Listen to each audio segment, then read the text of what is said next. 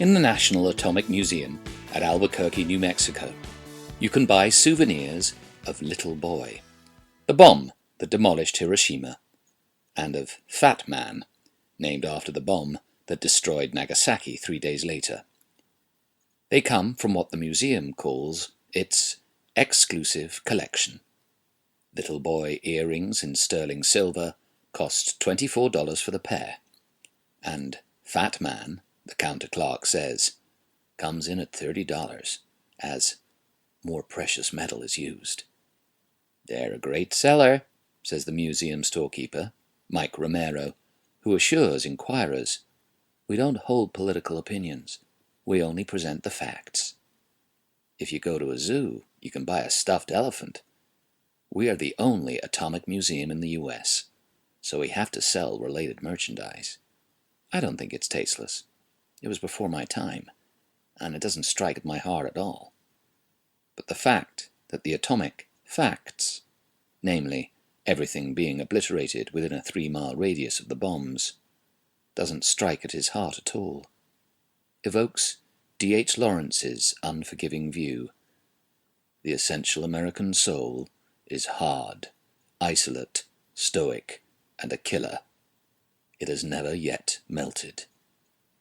Written when Lawrence was living in New Mexico, later to become the bomb's birthplace, where a global bully's big stick, designed to dish out megadeath, was first tried out at the Alamogordo test range, sowing the seeds of an apocalyptically murderous meltdown, a mad empire's bargaining chip in an unwinnable game.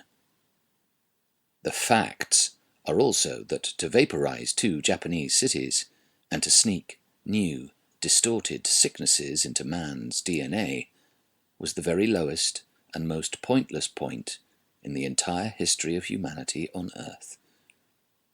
For the Japanese had been seeking an honorable surrender, but US militarists, keen to stretch the war into World War III, seized the moment to show Russian rivals who was the alpha male, and which of their misguided boffins was the best.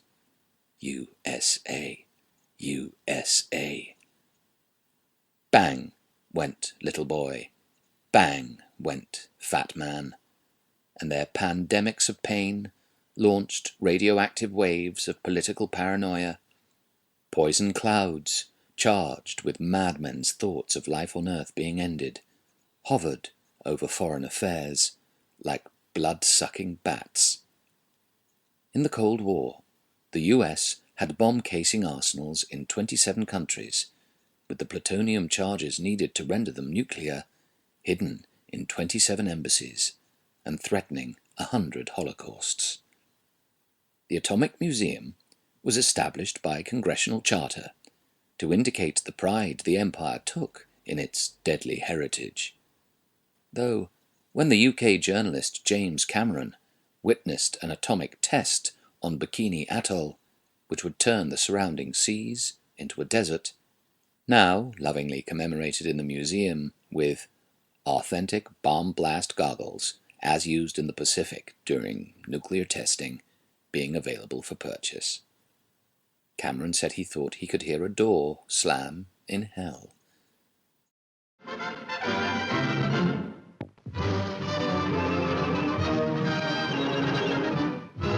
Once again, Bikini Atoll becomes the scene of the most dramatic nuclear explosion of all. For days, the target center and observation posts buzz with activity as weather planes circle the entire blast area, waiting for the most ideal conditions that will prevent disastrous radioactive fallout, the most difficult problem that must be solved in the Titanic blast. The museum's entrance is guarded by phalanxes of missiles, pointing like admonitory fingers. Be afraid. Be very afraid. 4 California girls drift round the museum's heritage park. They paw at the bombs and stroke the undercarriage of a B-29, then emerge, giggling, from a mocked-up atomic shelter to enter an area set aside by the museum for more fun stuff, and sprawl over its showcases, sizing up the goods on offer. a little boy wine cork and a fat man shot glass. Posters of mushroom clouds with palm trees in the foreground. Knick-knacks decorated with bombers and their waving crews. Reprints of the Daily News. Atomic bomb rocks Japs. A get a half-life mug for your favorite beverage. Atomic hatpins, atomic tie clips, and nuclear golf balls. The museum once even had a line in atomic bomb perfume, which reputedly smelled like the end of the world. The laid-back visitors spot the Atomic Museum's jewellery, miniature versions of the huge bombs they just strolled past, lying around the Heritage Park like bloated gravestones. "Hey guys, cute," one says, poring over the showcases. "Yeah, gotta have 'em, dude. You think they come in gold? What about platinum? Platinum would be dead cool." For a split second, the word sounds like plutonium. Plutonium would be dead cool, one seems to have said. Then, with a numb, laconic smile, as if embodying death itself, the clerk slides the triumphalist trophies and trinkets across the counter to satisfy their short attention spans.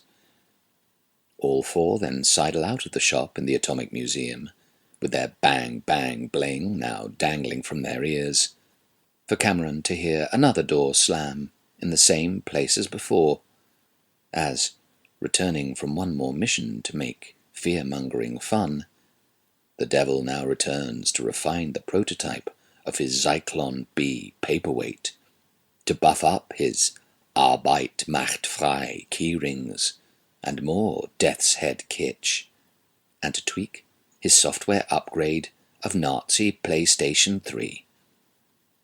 Then he cackles, recalling Mary Mayer, the Washington hostess, who'd turned Kennedy onto marijuana and to coke-fueled sex, and who'd joked with him in a White House bedroom about his being high when about to press the nuclear button.